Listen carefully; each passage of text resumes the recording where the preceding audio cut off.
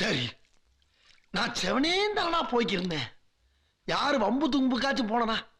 மேலூர் மேலுவளவு விடுதலை களத்துல இருக்க 60 அடி கொடியை தகர்க்கிறதுக்கு சாதி வெறி பிடிச்ச சில அதிகாரிகள் முயற்சிக்கிறதா தன்னுடைய எக்ஸ் வலைதளத்துல பதிவிட்டிருக்காரு விசிக கட்சியில இருக்கக்கூடிய சங்கத்தமிழன். இதை தொடர்ந்து எங்க கொடியை பார்த்தா மட்டும் இவங்களுக்கு எங்கேயோ எரியுது, ஆனா எங்கன்னு தான் தெரியலன்னு சாதி வெறி பிடித்த ஒரு சில நீதிபதிகளுக்கு நீதி இல்லையா?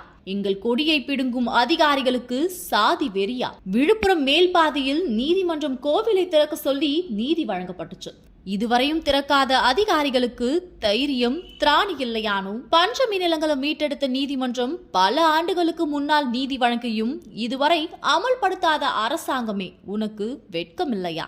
எங்கள் கொடியையும் எங்கள் பெயர் பலகையை மட்டும் குறிவைத்து தகர்க்கும் தமிழக அரசாங்கமே, இதில் மட்டும் இவ்வளவு அவசரம் காட்டும் சமூக நீதி அரசே, இதுதான் சமூக நீதியா அல்லது நவீன தீண்டாமையா?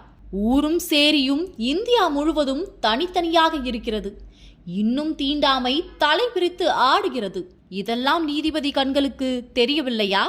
வட இந்தியாவில் புல்டோசரை வைத்து வீடுகளை தகர்ப்பதை நிறுத்திவிட்டோம் என்று உச்ச நீதிமன்ற தலைமை நீதிபதி மதிப்பிற்குரிய புரட்சியாளர் அம்பேத்கருடைய வாரிசு நிதியரசர் BR கவாய் அவர்கள் நேற்று பறைசாற்றினர். அந்த நிதியரசருக்கு இருக்கின்ற புத்தி நேர்மையும் உண்மையும் உங்களுக்கு இல்லையா?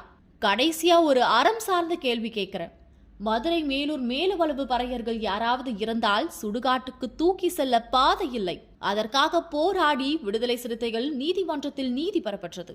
அதாவது சுடுகாட்டு பாதையை உடனடியாக தயார் செய்யுங்கள் என்று ஆர்டர் பெறப்பட்டது. ஆனால் இதுவரை இந்த மானங்கெட்ட மதுரை நிர்வாக அரசாங்கம் சுடுகாட்டுக்கு பாதையை உருவாக்கவில்லை. இப்படி அடுக்கடுக்கா பல கேள்விகளை முன் வச்சிருக்காரு விசிகவுடைய முக்கிய பொறுப்புல இருக்க சங்கத்தமிழன். அரசாங்கம்னு வரிக்கு வரி சொல்லியிருக்காரு. ஆனா திமுக என்ற வார்த்தையோ இல்ல ஸ்டாலின் என்ற வார்த்தையோ ஒரு இடத்துல கூட இல்ல. இதெல்லாம் திருமா அவர்களுடைய கருத்தா அப்படின்னு நான் கேட்கலங்க, மக்கள் பலரும் கேட்கறாங்க.